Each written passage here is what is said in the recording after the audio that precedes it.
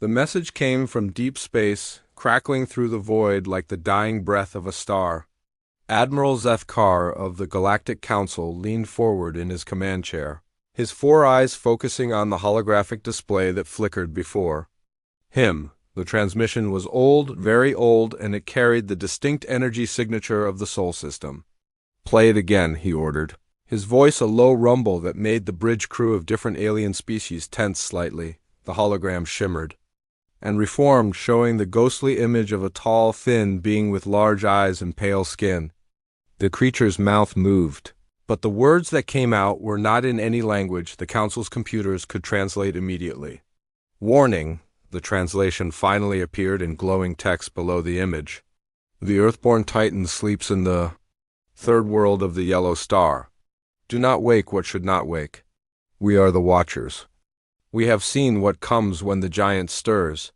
The stars themselves will tremble." The message repeated 3 times before dissolving into static. Admiral Zethkar's tail, thick and scaled like that of an ancient reptile, swished behind his chair. In annoyance, "How old is this transmission?" he asked the ship's communication officer, a floating jellyfish-like creature whose translucent body pulsed with bioluminescent patterns. "Our analysis suggests it is at least 50,000 Earth years old." "Admiral," the officer replied through the universal translator embedded in its biology, "the energy decay patterns indicate it was sent from somewhere in the outer reaches of the Sol system." Zethkar made a dismissive sound deep in his throat. "Ancient superstitions.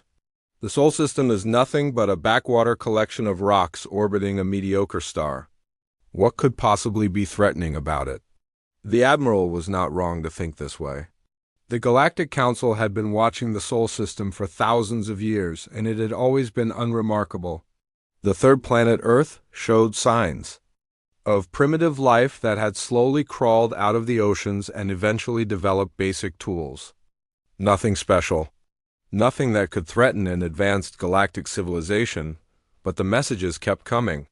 Not frequently, but regularly enough that the Council's archives had collected dozens of similar warnings over the millennia. All spoke of something called the Earthborn Titan and the danger of awakening it. The messages came from different sources, different locations, but they all pointed to the same system. Dr. Velthara, the Council's chief synorchiologist, had studied these transmissions for decades. She was a being of pure energy, existing in a containment field that glowed soft blue, and her research into ancient civilizations was considered the best in the galaxy. "Admiral," she said, her voice like the sound of wind through crystal caves, "I believe these warnings deserve more attention than we have given them. The beings who sent them called themselves the Watchers. We have found traces of their civilization throughout this part of the galaxy, always in ruins, always abandoned." "And what happened to them?" Zethkar asked, though his tone suggested he was not really interested in the answer. "They vanished," Dr. Velthara replied, "all at once approximately 47,000 years ago. Every single one of their worlds shows signs of rapid evacuation. No signs of war, no natural disasters that we can detect. They simply left." The Admiral's tail continued to swish. "Probably fled from some plague or natural disaster. Ancient aliens and their mysterious disappearances are not my concern. My concern is the expansion of the hegemony and the security of Council space." The hegemony was the military arm of the Galactic Council, and under Zethkar's command it had been growing more aggressive in recent decades. New worlds were being brought into the Council's influence, sometimes willingly, sometimes not. Resources were always needed to fuel the great machine of galactic civilization. "Speaking of expansion," Zethkar continued, turning to his tactical officer, "what is the current status of the Sol system? Any changes since our last survey?" The tactical officer, an insect-like being with multiple arms that moved constantly over his control panels, clicked his mandibles before responding. "Actually, Admiral, there have been some interesting developments. The primitive species on the third planet has recently achieved faster-than-light travel." This got Zethkar's attention. His head snapped toward the tactical display, which now showed a three-dimensional map of the Sol system. Several small blips indicated spacecraft moving between the planets. How recently? The Admiral asked. Their first successful FTL test was conducted approximately 6 Earth months ago. They have since established a small outpost on one of their gas giant's moons and have sent exploration vessels to nearby star systems. Zethkar studied the display with interest. A species achieving FTL travel was always significant. It meant they were ready for contact with the greater galactic community, whether they knew it or not. What do we know about them? He asked. The tactical officer's arms danced over his controls, bringing up images of humans going about their daily lives on Earth. They call themselves humans. Bipedal, carbon-based, relatively short-lived by galactic standards. Average lifespan of about 80 of their years. They appear to be an aggressive species with a history of warfare among themselves, but they have recently unified under a single planetary government. Physically? Zethkar inquired. Weak, the officer replied bluntly. No natural armor, no claws, no venom. They compensate with tools and technology, but even their technology is primitive by our standards. Their fastest ships can barely achieve 1/10 of standard galactic velocity. The Admiral leaned back in his chair, considering. And they originate from the same system mentioned in these ancient warnings? Dr. Velthara-S energy field pulsed brighter. Yes, Admiral. The third planet of the Yellow Star. The same world. The Watchers called the resting place of the Earthborn Titan. Coincidence, Zethkar said firmly. A primitive species achieving FTL travel is not unusual. It happens every few centuries. The fact that they come from a system mentioned in ancient myths means nothing. But even as he said it, something in the back of the Admiral's mind felt unsettled. In his long career, he had learned to trust his instincts, and right now those instincts were telling him to pay attention. Initiate first contact protocols, he ordered. Send a diplomatic vessel to the Sol system. Let us see what these humans are like. 3 weeks later, the GCS Harmony dropped out of FTL space at the edge of the Sol system. Captain Mortal, a peaceful being from a species known for their diplomatic skills, commanded the sleek vessel as it moved inward toward the third planet. The first contact went better than anyone had expected. The humans, despite their primitive technology, proved to be eager to join the galactic community. They were curious about other species, excited to learn, and surprisingly adaptable to new concepts. Captain Mortal found himself genuinely liking the human representatives who came aboard his ship. They were led by a woman named Ambassador Sarah Chun, who had an infectious enthusiasm for everything she saw. This is incredible, she said as Mortal gave her a tour of the ship's diplomatic quarters. We always wondered if we were alone in the universe. To discover that there are thousands of species, entire civilizations spanning the galaxy. It's like a dream come true. Mortal-S translator conveyed his gentle pleasure at her reaction. His species communicated primarily through subtle changes in their skin color, but the humans seemed to appreciate his attempts at what they called smiling. Your species will be welcome in the Council, he assured her. Though, of course, as a newly contacted civilization, you will begin with limited membership. A small colony world in the outer territories, perhaps some mining rights in your home system. Ambassador Chun's smile faltered slightly. Mining rights in our home system? Of course, Mortal said, not noticing her change in tone. The Sol system has significant untapped resources. Your asteroid belt alone could supply raw materials for dozens of worlds. And the gas giants have rare isotopes that are quite valuable. But thus is our home, Chun said carefully. These are our planets, our resources. Mortal-S skin shifted to a pattern that the translator interpreted as confusion. Naturally, you would receive fair compensation for any resources extracted. The Council is not unreasonable. But you must understand, as a newly contacted species, you lack the technology and infrastructure to properly utilize these resources yourselves. The conversation continued for several more hours, but Captain Mortal could sense that something had changed in the human ambassador's demeanor. She remained polite, but the enthusiasm had dimmed. When the diplomatic vessel finally left the Sol system, carrying with it a formal invitation for humanity to join the Galactic Council, Mortal felt that the meeting had been successful, if not quite as warm as it had started. Back on Earth, Ambassador Chun's report to the United Earth government was received with mixed emotions. The discovery of galactic civilization was everything humanity had hoped for, but the implications were troubling. They see us as children, Chun explained to the assembled council of Earth's leaders. Primitive beings who need to be guided and managed. They're offering us a small colony world at the edge of their territory and limited access to our own solar system. President Maria Santos, a stern woman who had led Earth through the difficult years of planetary unification, frowned at the report. What are their military capabilities? Vastly superior to ours, Chun admitted.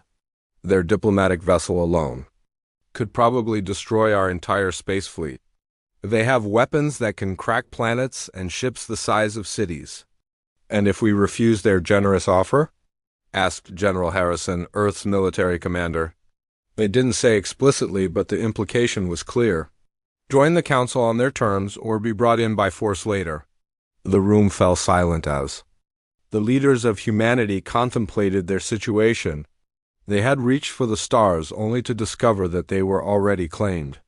President Santos finally spoke. We accept their offer. For now, but we continue building our defenses and expanding our capabilities. If we're going to be the youngest species at the galactic table, we need to prove we deserve a seat. None of them knew that deep beneath Earth's oceans, in places where the pressure would crush any human body and the darkness was absolute, ancient systems had begun to detect the presence of alien vessels in their solar system.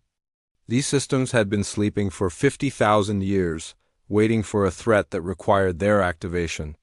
And in the deepest parts of the Earth's core, something vast and patient stirred ever so slightly, like a giant awakening from a very long dream.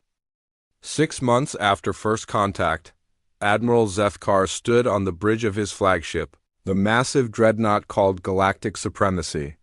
Around him, the largest invasion fleet in hegemony history prepared for what military planners called Operation Solar Harvest. The decision to invade had not been difficult to make. Humans had proven to be stubborn negotiators, demanding equal treatment and full rights to their home system. Such defiance from a primitive species could not be tolerated. If other newly contacted civilizations saw humans getting special treatment, it would set a dangerous precedent. Fleet status report, Zethkar commanded, his 4 eyes scanning the tactical displays that showed hundreds of warships arranged in perfect formation. All vessels ready, Admiral, his tactical officer reported. 412 capital ships, 800 support vessels, and 200,000 ground troops. The human fleet consists of 37 small vessels, none larger than our escort ships. Zethkar's tail swished with satisfaction. This will be over quickly. Send the ultimatum. Minutes later, every communication device on Earth received the same message. Admiral Zethkar's imposing figure appeared on screens across the planet, his translator converting his words into dozens of human languages. People of Earth, he began, his voice carrying the weight of absolute authority. The Galactic Council has lost patience with your unreasonable demands. You will surrender your military vessels immediately and accept Council governance of your system. Any resistance will result in the complete destruction of your civilization. You have one Earth, hour to comply.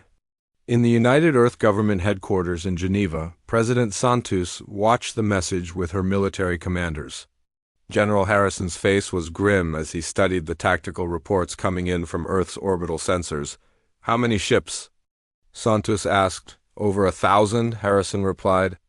Each one of their main battleships could destroy our entire navy. We have maybe 100 functional warships, and most of those are converted civilian vessels. What about the orbital defense platforms? Operational, but they're untested against this level of firepower. Mr. President, we cannot win this fight with conventional weapons. Santos closed her eyes for a moment, feeling the weight of 7 billion lives resting on her shoulders. and we fight with unconventional ones. Activate the Deep Earth Protocol. The Deep Earth Protocol was humanity's most classified project, born from strange discoveries made during the construction of geothermal power stations. Deep drilling operations had uncovered chambers filled with technology that was clearly not human in origin. The artifacts were ancient beyond measure and completely inert, but they had been carefully studied and mapped. Dr. Elena Vasquez, Earth's leading expert on the alien artifacts, had spent years trying to understand their purpose. She was a small woman with graying hair and eyes that seemed to hold secrets. The artifacts are definitely connected to the planet's core, she had reported to the government months earlier. We've traced energy conduits running through the Earth's crust like a vast nervous system. Whatever these things are, they're designed to interface with the planet itself. Now, as alien warships filled Earth's orbit, Dr. Vasquez found herself in a bunker 3 kilometers beneath the Swiss Alps, standing before the largest artifact chamber ever discovered. The room was filled with crystalline structures that pulsed. With faint internal light, their surfaces covered in symbols that seemed to shift when viewed directly. "Are you certain this will work?" President Santos asked through the communication link. "I'm not certain of anything," Dr. Vasquez admitted. "But our analysis suggests these artifacts respond to human bioelectric fields. When our researchers made physical contact with them, we detected massive energy spikes throughout the entire network." "What kind of energy spikes?" "The kind that could power entire cities or destroy them." Santos took a deep breath. "Do it." Dr. Vasquez approached the central crystalline structure, a towering formation that resembled a twisted tree made of living light. As her hand touched its surface, the crystal erupted in brilliant illumination that spread through the chamber. Like wildfire. Above, in Earth's orbit, the hegemony fleet had completed its deployment. Admiral Zethkar was pleased with the formation.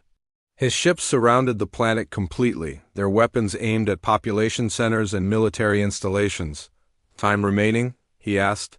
15 minutes until the deadline expires, Admiral." "Any response from the humans?" "None, sir. Their orbital stations remain active, and we're detecting increased activity around their military bases." Zethkar's 4 eyes narrowed. "Foolish. Begin targeting procedures. If they want to be destroyed rather than enslaved, we will accommodate them." That was when the first anomaly occurred. Deep beneath the Pacific Ocean, tectonic sensors registered something impossible. The Earth's mantle was moving in ways that violated every law of geology. Massive convection currents suddenly shifted direction, and the planet's magnetic field began to fluctuate wildly on the bridge of the galactic supremacy. Instruments started reporting readings that made no sense. The gravity well around Earth was changing, subtly but measurably. Navigation computers began issuing warnings about gravitational anomalies. "What is happening?" Zethkar demanded. His science officer, a many-tentacled being whose species was renowned for their analytical abilities, worked frantically at his instruments. "Admiral, we're detecting massive energy discharges from within the planet itself. The source appears to be distributed throughout the entire planetary structure." "Weapons systems?" "Unknown, sir. The energy signature doesn't match any known technology." At that moment, every human on Earth felt something they would later struggle to describe. It was as if the planet itself had taken a deep breath. The sensation lasted only seconds, but it left everyone with the unmistakable feeling that something fundamental had changed. In the artifact chamber, Dr. Vasquez stumbled backward as the crystal formation she had touched erupted in light so bright it should have blinded her. Instead, she found she could look directly at it without discomfort. More disturbing, she could understand what she was seeing. The crystals were not just artifacts. They were neurons in a vast artificial brain that used the entire planet as its substrate. The continents were processing centers, the oceans were cooling systems, and the core itself was a massive quantum computer that had been running calculations for millions of years. "Oh God," she whispered, "Earth isn't just our home. It's alive." The revelation came with knowledge that flooded her mind like water through a broken dam. The Watchers had not built this system. They had found it, already ancient beyond measure, and recognized its purpose. Earth was a weapon designed by some unimaginably advanced civilization to be the ultimate planetary defense system, but it required something the Watchers could not provide. It required a biological component, a species that could serve as its consciousness and guide its actions. The Watchers had tried to fill this role, but their biology was incompatible. So they had done something else instead. They had seeded Earth with the genetic building blocks needed to evolve a compatible species. Humanity was not just Earth's dominant life form. Humanity was Earth's intended pilot. Above the planet, Admiral Zethkar's confidence was rapidly turning to concern. His ship's instruments were reporting increasingly disturbing readings. The space around Earth was becoming unstable, with gravitational anomalies appearing and disappearing seemingly at random. "Admiral," his communication officer reported, his voice tight with worry, "we're receiving a transmission from the planet. It's not coming from any human facility we can identify. Put it through." The view screen flickered and displayed something that made several members of the bridge crew step backward in fear. It was a human face, but not quite human. The features were familiar, but the eyes held depths that seemed to contain starlight. And when the figure spoke, its voice resonated with harmonics that suggested vast spaces and deep time.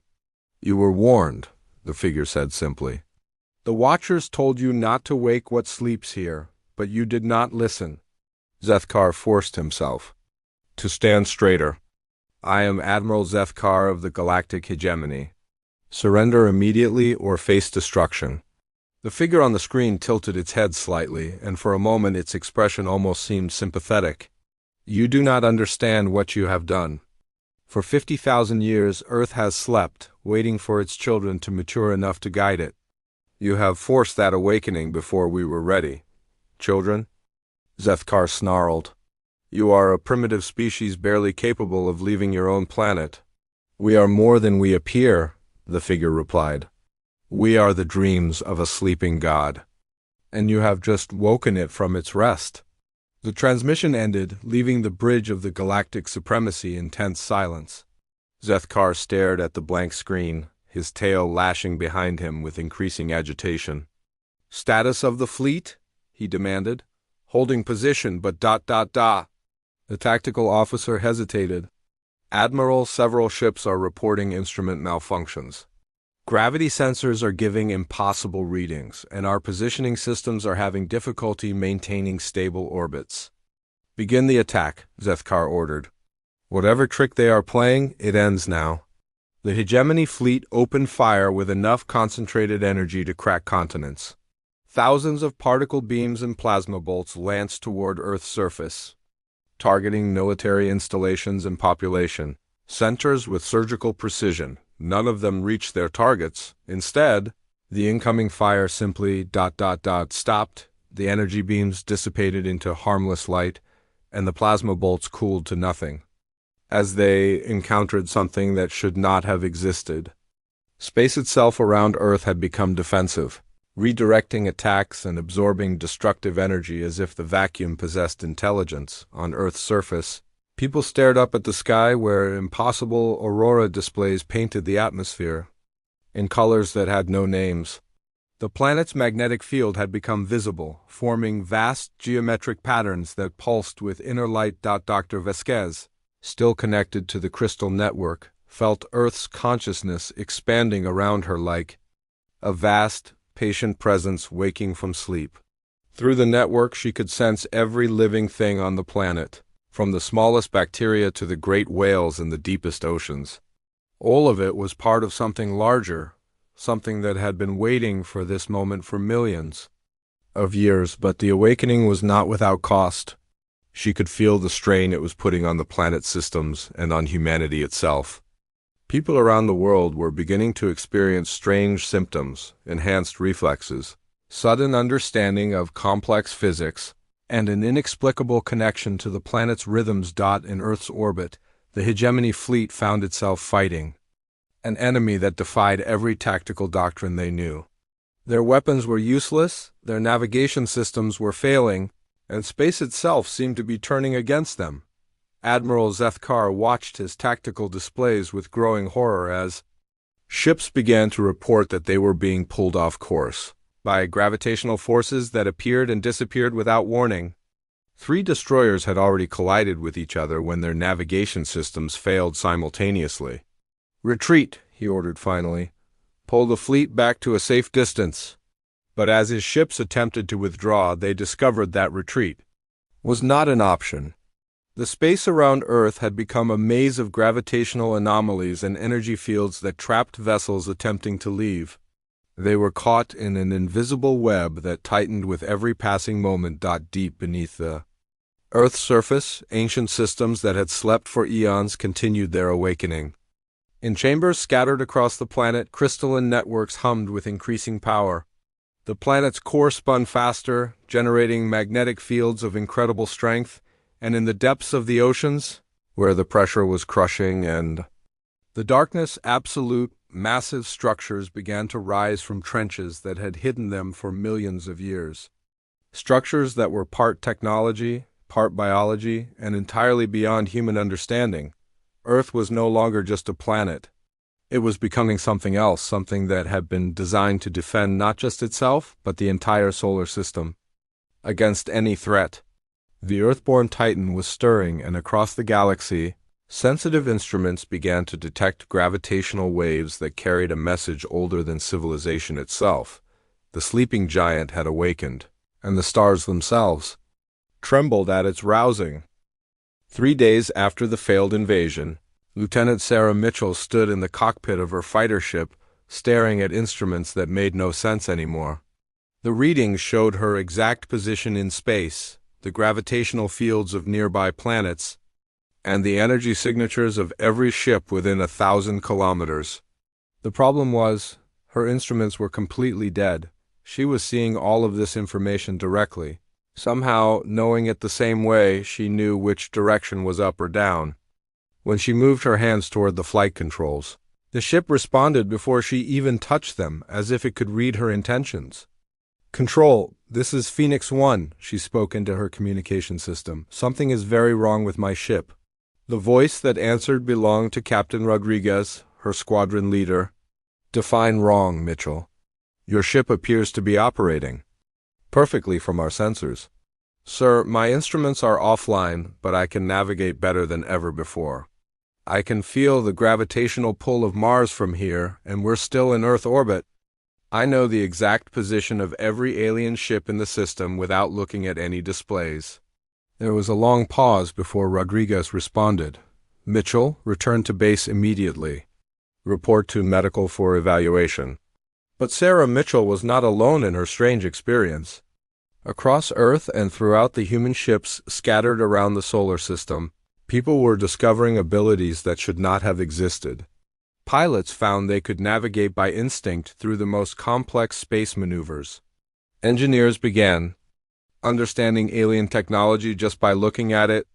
Soldiers moved with reflexes that seemed impossibly fast. Dr. Elena Vasquez, still connected to the crystal network deep beneath the Swiss Alps, was experiencing the most dramatic changes of all. Through her link to Earth's awakened consciousness, she could perceive the entire solar system as if it were a single living organism. She watched the trapped hegemony fleet like a doctor might observe bacteria under a microscope. More disturbing, she could feel what was happening to humanity itself. The awakening of Earth's defense systems had triggered changes in human DNA that had been dormant for thousands of years. Genetic switches were activating, unlocking capabilities that the Watchers had carefully engineered into the human genome millions of years ago. "President Santos," she spoke through the communication link, her voice carrying new harmonics that seemed to resonate from the Earth itself. "We need to talk. All of humanity needs to understand what is happening to us." An hour later, President Santos stood in the underground chamber, looking at Dr. Vasquez with growing concern. The scientist's appearance had changed dramatically. Her eyes now held flecks of light that moved like stars, and her skin seemed to pulse faintly with the same rhythm as the crystal formations around them. "What is happening to you, Elena?" Santos asked softly. "I am becoming what I was always meant To be, Vasquez replied, what we were all meant to be. The Watchers did not just hide technology on our planet, Maria. They changed us. They altered human evolution so that we would eventually be able to interface directly with Earth's consciousness. Santos felt a chill run down her spine. Are you saying we are not naturally evolved? We are naturally evolved, but our evolution was guided. The Watchers found Earth when it was already an ancient planetary defense system, but it was dormant because it had no biological component to guide it. So they seeded our world with genetic material designed to eventually produce a species that could serve as its consciousness. And that species is us? Yes, but the process was supposed to take much longer. The alien invasion has forced an early awakening, and our bodies are not fully prepared for the changes. As if to prove her point, Vasquez suddenly staggered, catching herself against one of the crystal formations. When she straightened, there was blood trickling from her nose. What kind of changes? Santos demanded. What is happening to our people? Enhanced reflexes, increased intelligence, intuitive understanding of physics and technology, and the ability to interface directly with Earth's systems. But the human body was not designed to handle this level of neural activity. We are burning through our biological systems faster than they can repair themselves. Santos understood immediately. You are saying this is killing us. Not killing, but accelerating our aging process dramatically. A person experiencing the full enhancement might age 10 years for every year that passes. We gain incredible capabilities, but at the cost of our lifespans. Before Santos could respond, alarms began echoing through the chamber. The crystal formation suddenly blazed with light, and both women felt a sensation like the Earth itself taking a sharp breath above them. In orbit around Earth, Admiral Deathcar was discovering that his situation had just become much worse. His fleet had been trapped for 3 days, unable to escape the gravitational anomalies that surrounded the planet. Now those anomalies were moving. Report, he ordered, his 4 eyes focusing on the tactical display. Admiral, his science officer replied, his many tentacles working frantically over his instruments. The gravitational fields around Earth are shifting in patterns that suggest intelligent control. They are not random anomalies. Something is directing them. Directing them how? The fields are forming geometric patterns around our ships. It appears to be some kind of containment strategy. Zethkar studied the display, watching as invisible. Forces moved his ships like pieces on a game board. Are we in immediate danger? Unknown, sir. The forces holding us are precise enough to avoid crushing our vessels, but strong enough to prevent any escape attempts. The Admiral's tail lashed behind him as he considered his options. He had the most powerful fleet in hegemony history, and it was being held captive by a planet that should have been helpless against their technology. Open a communication channel to the planet, he ordered. The same human figure appeared on his view screen. The one with the star-filled eyes and the voice that seemed to echo from vast spaces. But now Zethkar could see that the figure was different. There were more of them, dozens of human faces surrounding the central speaker, all showing the same unnatural depth in their eyes. You return to speak with us, the central figure said. Good, we have much to discuss. Release my ships immediately, Zethkar demanded. You are holding vessels of the galactic hegemony against their will. This is an act of war. War? The figure tilted its head, and several of the surrounding faces showed expressions that might have been amusement. Admiral, you came to our system with weapons. You fired upon our world. You attempted to enslave our people. How is our defense an act of war, while your aggression is not? Zethkar felt his confidence wavering, but he pressed on. You are a primitive species. You have no right to claim sovereignty over an entire star system? Primitive? This time, the amusement in the figure's voice was unmistakable. Admiral, we are older than your civilization. Our symbiosis with this world began before your species developed tool use. We are not primitive, we are patient. The view screen changed, showing images that made Zethkar's bridge crew step backward in shock. They saw Earth as it truly was, not a simple planet but a vast technological construct disguised as a natural world. The continents were revealed as massive processing centers, the oceans as cooling systems for computational networks that spanned the globe. Deep beneath the surface, structures of impossible size stretched through the planet's core. "This is what you attempted to conquer," the figure continued. "Not a world of primitive beings, but a construct designed by a civilization that viewed stars as building materials. We are its guardians, its consciousness, its children. And you have awakened us before we were ready." Admiral Zethkar stared at the images, his military mind trying to process what he was seeing. "What do you want?" "Nothing that you can give." "US," the figure replied, "but we will take what we need." Suddenly, every ship in the hegemony fleet experienced the same phenomenon. Their computer systems, their weapons, their life support, even their engines, all became transparent to the occupants. Alien crew members found themselves understanding technology they had used for years but never truly comprehended. They could see the flow of energy through their ship systems, feel the stress patterns in the hull, and sense the quantum fluctuations in their faster-than-light drives, but the knowledge came with a price. Across the fleet, medical officers reported that crew members were aging at an accelerated rate. Hair grayed, reflexes slowed, and lifespans compressed as their enhanced awareness burned through their biological systems. On the flagship, Admiral Zethkar felt the changes beginning in his own body. His 4 eyes could now see energy patterns, invisible to normal vision, and his mind raced with understanding of technologies he had taken for granted. But he could also feel his life force draining away like water through a broken container. "What have you done to us?" he gasped. "Given you the same gift we have given ourselves," the figure on the screen replied. "Enhanced awareness, but at the cost of time. Your crew now understands your technology as we understand ours. They can see the true nature of the universe around them, but their biology, like ours, cannot sustain this level of consciousness indefinitely." Zethkar realized with growing horror that his entire fleet was now composed of beings whose lifespans had been drastically shortened. "This is murder." "No," the figure said gently, "this is evolution. Your people came here to harvest our resources and enslave our population. Instead, they have become part of something larger. They are no longer just crew members on ships. They are components in a vast network of consciousness that spans this entire solar system."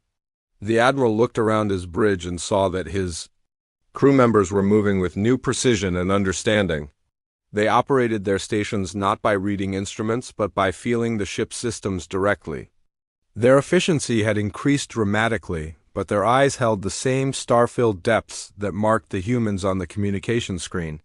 "You are turning us into you," he whispered. "We are turning you into what you could be," the figure corrected. "What all biological life could be, given the right circumstances. But the process has costs, and those costs multiply when it is forced rather than chosen."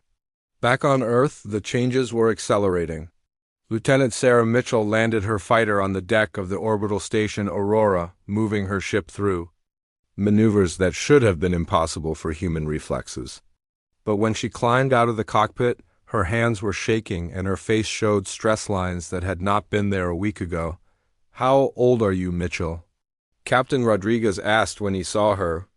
26, sir," she replied, though she looked closer to 30-5. Rodriguez nodded grimly. Similar reports were coming from across the human fleet. Enhanced capabilities were appearing everywhere, but they came with accelerated aging that no medical treatment could slow. In the underground chamber, Dr. Vasquez felt the weight of Earth's consciousness pressing against her mind. Through the network, she could perceive not just the solar system, but hints of vast structures beyond. The Watchers had not just prepared Earth as a single planetary defense. They had created a network of such worlds, each one designed to activate when faced with threats too large for conventional warfare. "Maria," she said to President Santos, her voice now carrying harmonics from deep within the Earth, "the hegemony fleet is just the beginning. Their homeworlds will send larger forces when they realize what has happened here. We need to be ready." "How do we prepare for something like that?" Vasquez turned to face the president, and Santos saw that her eyes now held not just flecks of starlight, but entire galaxies spinning in miniature. "We complete the awakening," she said. "We accept what we are becoming, even knowing the cost. Because the alternative is the extinction of not just humanity, but every free species in this part of the galaxy." Santos felt the weight of the decision settling on her shoulders. Around them, the crystal formations pulsed with increasing intensity, and somewhere far below, ancient systems continued their awakening. The choice was no longer whether to fight or surrender. The choice was whether to embrace transformation or face annihilation. And in the depths of space, sensitive instruments on distant worlds began detecting gravitational waves that carried a message written in the fundamental forces of the universe. The message was simple but unmistakable. Something that had slept for 50,000 years was waking up, and it was not pleased with what it found. 2 weeks after the awakening began, Admiral Zethkar received a message that filled him with both relief and dread. The Galactic Council had responded to his distress signals by assembling the largest military force in their history. 3,000 ships were now approaching the Sol system, led by the Council's most powerful dreadnought, the Star Crusher, but Admiral Zethkar was no longer the same being who had confidently invaded Earth's orbit. The changes forced upon him and his crew had continued to accelerate. His once sharp military mind now operated on levels that made tactical planning feel like child's play, but his body was failing. His scales had dulled, his movements had slowed, and his 4 eyes could barely focus on objects that were not illuminated by the strange energies he could now perceive everywhere. "Admiral," his communication officer reported, his voice carrying the same exhaustion that marked all the fleet's crew, "the Council Armada is requesting status updates." Zethkar looked around his bridge, seeing his crew members moving with the enhanced precision that had become normal, but also noting how much older they all appeared. "Put me through to Fleet Commander Vextara." The holographic image that appeared showed a massive insectoid being whose carapace gleamed with the dark metal of military augmentations. Commander Vextara had led successful campaigns against dozens of resistant worlds, and her reputation for ruthless efficiency was legendary throughout the galaxy. "Admiral Zethkar," she began, her translator converting her clicking speech into standard Galactic, "your reports make little sense. You claim to be held captive by gravitational anomalies created by a primitive species?" "Commander," Zethkar replied, forcing his aging voice to remain steady, "the situation here is unlike anything in our tactical databases. The humans are not what they appear to be. Their planet is not what it appears to be. I strongly recommend you halt your approach and request additional support." Vextara's compound eyes reflected what her species used to express contempt. "Admiral, you have been trapped by a species that barely achieved faster-than-light travel 6 months ago. I am bringing 3,000 of the most advanced warships in the galaxy. Whatever tricks they are using will not work against a force of this magnitude." The communication ended before Zethkar could respond. He slumped in his command chair, feeling the weight of knowledge that his fellow officers could not comprehend. Through his enhanced perception, he could see the Council Armada approaching, but he could also see something else. The space around? Earth was changing again, preparing for a conflict on a scale that even the massive approaching fleet could not imagine. In the depths of Earth's oceans, Dr. Elena Vasquez floated in a chamber that had risen from the deepest trenches of the Pacific. The chamber was filled with a liquid that allowed her to breathe while maintaining perfect electrical conductivity with the planet's neural network. Her human body had aged decades in the past 2 weeks, but her mind had expanded to encompass awareness that spanned light years. Through the network, she could perceive the approaching Council fleet as clearly as if she were standing on their bridge decks. 3,000 ships, each one capable of destroying worlds, all moving toward Earth with the confidence of an overwhelming force. But she could also perceive Earth's response to this threat. The planet was no longer just awakening, it was preparing for war. Deep beneath the continents, structures the size of cities were rising through the Earth's crust. In the asteroid belt, rocks that had drifted peacefully for millions of years suddenly began moving with purpose, forming geometric patterns that defied orbital mechanics.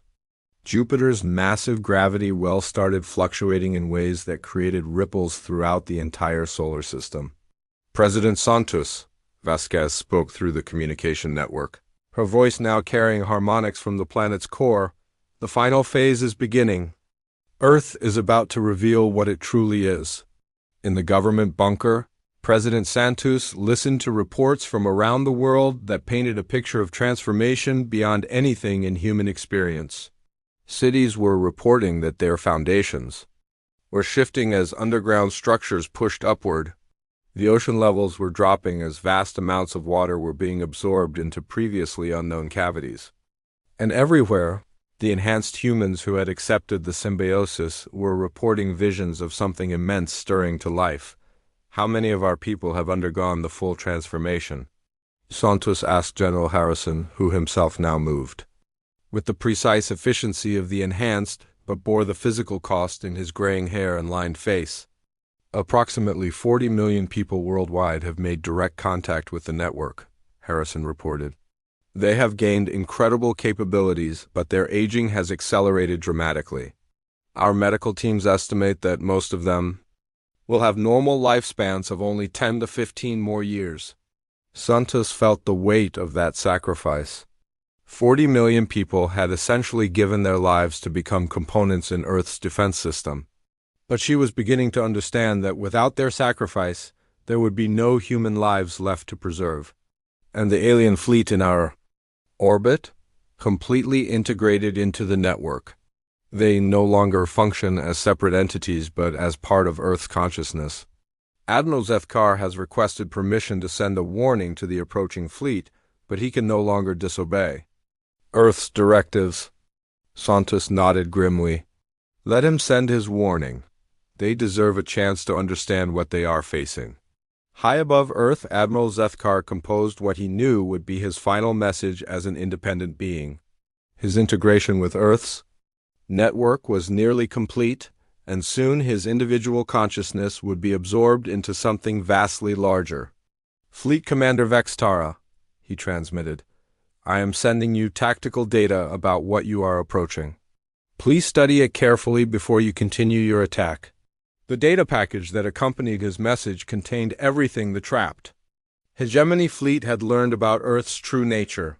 Sensor readings showing the planet's artificial structure, gravitational measurements that revealed the solar system was being manipulated as a single massive weapon, and biological data about the transformation affecting every living being within Earth's influence. Commander Vextara received the transmission as her fleet crossed the orbit of Neptune. She studied the data with her tactical analysts, expecting to find evidence of some new human technology that could be countered with superior firepower. What she found instead challenged everything she understood about warfare and planetary defense. These readings cannot be accurate, she told her science officer, a crystalline being whose species had mastered physics centuries before most others. Achieve space travel? I have verified the data multiple times, Commander, the science officer replied, his internal light flickering with uncertainty. If these measurements are correct, the planet Earth is not a natural world. It is an artificial construct designed as a planetary defense system of unprecedented scale. And these gravitational readings? They suggest that the entire solar system is being manipulated as a weapon. The gas giants are being used as gravitational anchors. The asteroid belt has been converted into kinetic projectiles. And even the star itself shows signs of being influenced by external control? Vextara stared at the data, her military mind, trying to process what she was seeing. How is this possible? The humans achieved faster than light travel only months ago. The data suggests that the humans are not the creators of this system, but rather its biological interface. The technology appears to be millions of years old, far predating any known galactic civilization. Before Vextara could respond, her navigation officer reported something that made the entire bridge fall silent. Commander, we are detecting massive gravitational distortions ahead. Space itself appears to be moving. On the main view screen, the fleet could see something that violated every law of physics they understood. The vacuum of space was rippling like water, with waves of distortion moving outward from the inner solar system. Stars were bending there, light around invisible obstacles, and the fabric of reality itself seemed to be under intelligent control. "All ships emergency stop," Vextara ordered. "Do not proceed any closer to the system." But as her fleet attempted to halt their advance, they discovered that stopping was no longer an option. The gravitational distortions had created a current in spacetime itself, pulling them inexorably toward Earth. 3,000 of the galaxy's most advanced warships found themselves caught in a trap that used the fundamental forces of the universe as its mechanism. On Earth, the final transformation was beginning. Dr. Vasquez, floating in her chamber deep beneath the Pacific, felt her consciousness expanding beyond the boundaries of her individual mind. Through the network, she could perceive every human who had joined the symbiosis, every alien crew member who had been integrated, and the vast intelligence that was Earth itself awakening to its full potential. The planet was no longer hiding its true nature. Across the continents, massive structures broke through the surface, revealing technology that made galactic civilization look primitive by comparison. The oceans drained into vast mechanical systems that had been concealed beneath the seafloor. For millions of years, and in orbit around Earth, space itself began to reorganize according to geometric patterns that existed in more than 3 dimensions. Lieutenant Sarah Mitchell, now appearing middle-aged despite being chronologically 26, piloted her fighter through space that responded to her thoughts rather than her controls. Around her, the enhanced human pilots moved their ships in formations that created interference patterns in the fabric of reality itself. "This is incredible," she transmitted to her squadron, her voice carrying harmonics that resonated with the cosmic forces around them. "I can feel every ship in the Council fleet. I can sense their fear as they realize what they are facing." Through the network, every enhanced human could perceive the approaching Council armada. 3,000 ships that had seemed invincible now appeared as fragile bubbles floating in an ocean of controlled gravitational forces. Earth had become more than a planet. It had become a weapon that used stars as ammunition and galaxies as its battlefield. Commander Vextara's fleet found itself trapped in gravitational currents that moved them like leaves in a cosmic wind. Their weapons were useless against forces that existed on scales beyond conventional warfare. When they fired their most powerful particle beams, the energy was absorbed into the fabric of space itself and redirected harmlessly away from Earth. "Commander," her science officer reported, his internal light now pulsing with what could only be described as terror, the gravitational distortions are increasing. It appears that the star system itself is beginning to move." Vextara looked at her instruments and saw readings that made no sense. The Sun, Earth, and all the planets were maintaining their relative positions, but the entire solar system was beginning to accelerate through space, not by using engines or any technology she could understand, but by manipulating the gravitational fields of nearby stars. "Where is it going?" she asked. "Based on the trajectory," the science officer replied, "directly toward the galactic core, toward the Council homeworlds." The realization hit Vextara like a physical blow. Earth was not just defending itself. It was preparing to take the war directly to the heart of galactic civilization. The sleeping giant that the ancient warnings had spoken of was not just awakening. It was preparing to reshape the entire galaxy according to its own design. And across the vast distances between stars, sensitive instruments began detecting gravitational waves that carried a message older than civilization itself. The message was simple but unmistakable. Something that had slept for millions of years was fully awake now, and it was very, very angry. The journey to the galactic core took 18 days, but it was unlike any travel in the history of spaceflight. Earth did not use engines or faster-than-light drives. Instead, it reached out with gravitational fields that spanned dozens of star systems, pulling itself through space by grasping the fabric of reality itself. Dr. Elena Vasquez, now more energy than flesh, existed within the heart of Earth's consciousness as the planet moved between stars. Through the network, she could perceived the terror spreading throughout galactic civilization as their instruments detected something impossible approaching. A planet traveling faster than light without any visible means of propulsion, dragging an entire solar system in its wake, the Council's homeworld of Galactic Prime orbited a binary star system that had been the center of civilization for over 10,000 years. It was here that representatives from 1,000,000 worlds gathered to govern the galaxy. The planet itself was a marvel of engineering, with cities that floated in the upper atmosphere and space elevators that reached into orbit.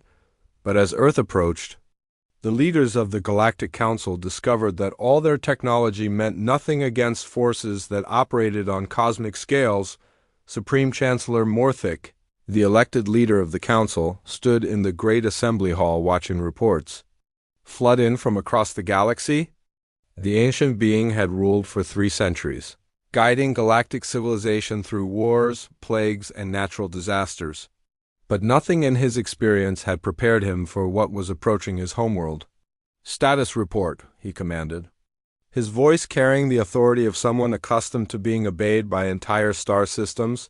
General Kextara, the military coordinator and sister to the missing fleet commander Vextara, stepped forward. Her insectoid features were tense with barely controlled anxiety. "Supreme Chancellor, the object continues to approach. Our deep space sensors confirm it is the planet called Earth, but it has been completely transformed. The gravitational signature suggests artificial enhancement on a scale we cannot comprehend. And our fleets? All 3,000 ships under my sister's command appear to be traveling with the Earth system. We are receiving no communications from them, but sensor readings suggest the vessels are intact." Chancellor Morthic's ancient eyes focused on the tactical display that showed Earth's approach. "How long until it arrives in our system?" "At its current velocity, 6 hours." The Chancellor looked around the assembly hall, which was filled with representatives from across the galaxy. Beings of every conceivable shape and size, united in their growing fear of what was coming toward them. "Evacuate the planet," he ordered. "Sir?" General Kextara's compound eyes reflected confusion. "Evacuate Galactic Prime? That is impossible. We have over 50 billion inhabitants across the planet and its orbital stations." "Then evacuate who we can and prepare for the unthinkable," Morthic replied grimly. "We are about to discover what the ancient warnings really meant." As Earth entered the Galactic Prime system, its presence immediately began affecting everything around it. The binary stars that had burned steadily for billions of years started fluctuating as their gravitational fields were influenced by forces beyond their understanding. The carefully maintained orbital patterns of planets and space stations began to shift as spacetime itself bent around the approaching world. On Earth's surface, humanity had completed its transformation. President Santos, now appearing ancient despite being only in her 50s, stood in the command center that had once been the Swiss Alps. The mountains had been absorbed into Earth's structure, becoming part of a vast computational network that spanned the planet around her. The enhanced humans who had survived the transformation worked at stations that existed in more than 3 dimensions. They no longer needed displays or instruments interfacing directly with Earth's consciousness to guide its actions. Their individual personalities had not been lost, but they had become part of something immeasurably larger. "We are approaching the Council homeworld," reported General Harrison, his voice carrying harmonics from deep within Earth's core. "All systems are responding perfectly." Santos nodded, feeling through the network the presence of every human who had joined the symbiosis. 40 million minds working as one, guiding a weapon that could reshape galaxies. Open communications with their leadership. Let us see if they are ready to listen. In the Council Assembly Hall, every screen suddenly displayed the same image. It was a human figure, but one that seemed to contain the depths of space itself. When it spoke, its voice resonated through the hall with frequencies that made the building itself vibrate. "Leaders of the Galactic Council," the figure began, "I am Elena Vasquez, speaking for the consciousness of Earth and the collective will of humanity. You have ignored the warnings left by the Watchers. You have attempted to conquer and enslave. Now you will face the consequences of your actions. Chancellor Morthic stepped forward, drawing upon centuries of diplomatic experience. Dr. Vasquez, I presume, we are prepared to negotiate. Surely we can reach an understanding that avoids unnecessary conflict. Unnecessary? The figure's expression showed something that might have been amusement. Chancellor, your fleets invaded our system without provocation. Your forces attempted to enslave our people and steal our resources. You dismissed ancient warnings as primitive superstition. What part of your aggression was necessary? We were expanding galactic civilization, Morthic replied, though his voice carried less conviction than usual. Bringing primitive worlds into the community of advanced species, by force. By conquest, by treating other beings as resources to be harvested. The figure shook its head sadly. The Watchers left warnings about us because they understood what we truly are. We are not just another species to be cataloged and controlled. We are the guardians of something much older and more powerful than your civilization. On the main view screen, the Assembly could now see Earth itself as it hung in space near their homeworld. But it was no longer the blue and green planet that had appeared in their databases. Instead, it pulsed with energies that made it appear more like a living star than a world. Continents had been reshaped into vast geometric patterns, and the oceans had become reservoirs of liquid energy that powered systems beyond comprehension. What do you want? Chancellor Morthic asked, though he suspected he already knew the answer. Change, Dr. Vasquez replied simply. For millions of years, galactic civilization has been built on the principle that might makes right. Stronger species conquer weaker ones. Advanced worlds exploit primitive ones. Resources are taken by force from those who cannot defend them. That is the natural order, General Kekstara interjected. The strong survive and prosper while the weak serve or perish. Natural? The figure on the screen turned its attention to the general, and for a moment Kekstara felt as if she were being examined by forces that could see into her very soul. There's nothing natural about using superior technology to enslave others. Nothing natural about treating entire species as property. The Watchers understood this, which is why they created us. The image changed, showing the Assembly a view of the galaxy that revealed patterns invisible to normal perception. Lines of force connected star systems, forming a vast network that spanned the entire galactic disk. Earth is not the only world. The Watchers prepared. Dr. Vasquez continued. Throughout the galaxy there are other sleeping guardians, other worlds that wait for the day when the balance must be restored. Your aggression has awakened not just us, but them as well. Chancellor Morthic stared at the display, seeing dozens of star systems beginning to show the same gravitational anomalies that surrounded Earth. How many? Enough. The Watchers seeded guardian worlds throughout the galaxy, each one designed to activate when galactic civilization became too aggressive, too exploitative. You have triggered the awakening of them all. The implications hit the Assembly like a physical blow. If Earth's power was representative of what these other worlds could do, then galactic civilization as they knew it was about to end. What are your terms? Morthic asked, his voice heavy with the weight of defeat. Dissolution of the hegemony? An end to forced expansion and conquest. The establishment of a new galactic order based on cooperation rather than domination. Dr. Vasquez's image became more solid, more present. Species will be free to develop according to their own nature. Worlds will not be invaded for their resources. The strong will protect the weak rather than exploit them. And if we refuse? The figure smiled, and for a moment the Assembly could see the vast intelligence behind those human features. Chancellor, you are not in a position to refuse. Your military forces are now part of our network. Your homeworld exists only because we allow it.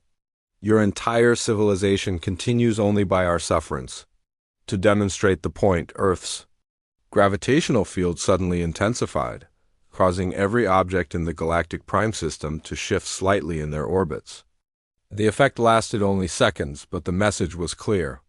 Earth could destroy everything in the system simply by adjusting its gravitational output. However, Dr. Vasquez continued. We do not wish to destroy what has been built. Galactic civilization has achieved wonders. Science, art, philosophy, the peaceful cooperation of millions of species. These things are worth preserving. We seek transformation, not annihilation. Chancellor Morthic looked around the assembly hall, seeing fear and resignation in the faces of representatives from across the galaxy. What guarantees do we have that you will not simply become new tyrants, ruling through superior force? The same guarantee the Watchers built into us, the figure replied. We are bound by our nature to protect rather than conquer. Our enhancement comes at the cost of shortened lifespans, ensuring that power does not become concentrated in immortal hands. And most importantly, we do not seek to rule. We seek only to ensure that the galaxy becomes a place where all species can flourish, according to their own nature. The negotiation continued for hours, but the outcome was never in doubt. Earth's demonstration of power had made it clear that resistance was impossible. The Galactic Council formally dissolved the hegemony and agreed to establish a new form of government based on cooperation rather than conquest. Admiral Zethkar, his consciousness now fully integrated with Earth's network, transmitted a final message to his homeworld. The age of conquest is over, he said, his voice carrying the wisdom of someone who had seen beyond the limitations of individual existence. The age of cooperation begins now, as Earth prepared to return to its home system, carrying with it the former hegemony fleet that would now serve as ambassadors to the new galactic order. Dr. Vasquez felt a deep satisfaction flowing through the network. Humanity had fulfilled its purpose, becoming the guardians the Watchers had designed them to be. The cost had been enormous. Millions of enhanced humans would live shortened lives, their biology burned out by the power they channeled. But in exchange, the galaxy would become a place where species could develop freely, where the strong protected the weak, and where the mistakes of the past would not be repeated. Earth began its journey home, no longer just a planet but a living symbol of what cooperation between consciousness and cosmic forces could achieve. Behind it, across the galaxy, other guardian worlds stirred from their ancient sleep, ready to ensure that the new order would endure. The Earthborn Titan had awakened, the stars had trembled, and the galaxy would never be the same.